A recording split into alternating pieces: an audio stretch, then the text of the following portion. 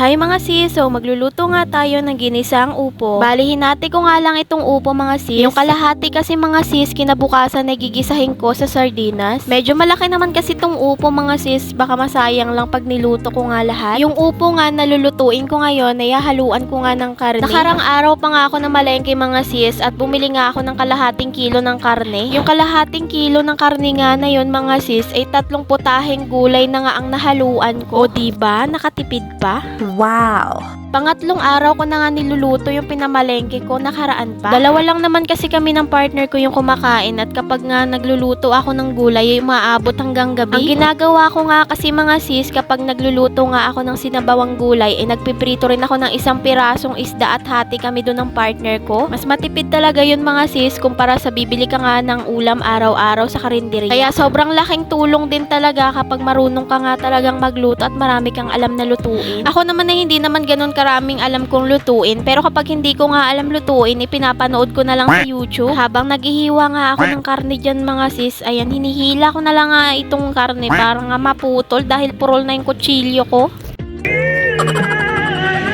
Charot lang yan mga sis, kasi nga nagpapatugtog nga ako dito at ayan, napapakanta-kanta pa nga ako. Anyways, naghihiwa na nga ako dyan ng sibuyas mga sis, at pag naghihiwa nga ako ng sibuyas, naiiyak talaga ako. Kayo rin ba?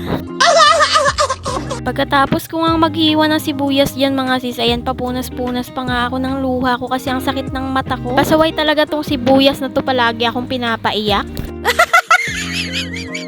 Hiniwa ko na nga dyan yung bawang mga sis. Pagkatapos ko nga hiwain, ilalagay ko na nga rin dito sa plato. Kayo ba mga sis, mahilig ba kayo magluto ng mga ginisang gulay? Ako naman mga sis, bago na nga lang din ako natutong magluto nung nag-asawa ako. Pag nag-asawa ka na nga, kailangan mo talagang matuto ng gawaing bahay, lalong-lalo na magluto. Tapos na nga ako dyan maghiwa ng mga lulutuin ko mga sis, kaya nga hinugasan ko na yung gulay at hinugasan ko na nga rin itong kawaling gagamitin ko. Sinalang ko na nga itong kawali at pinaypayan ko na para mabilis na nga itong mag-init. Nung nag-init na nga yung kawali at mantika, ginisa ko na nga itong sibuyas at bawang. Pagkatapos, sinunod ko na nga itong karne. Hindi ko nga muna hinalo yung upo dyan at pinakuluan ko nga muna ito sa tubig dahil medyo matigas nga itong karning nabili ko. Nung kumulo na nga, bago ko nga nilagay itong upo. Pagkatapos, dinurog ko naman itong pamintang binili ko kanina at hinalo ko na nga dito sa niluluto ko. Pagkatapos, pinakulo ko nga lang at pagbalik ko ito, luto na nga yung gulay. So, naglagay na nga ako dyan ng asin at pampalasa.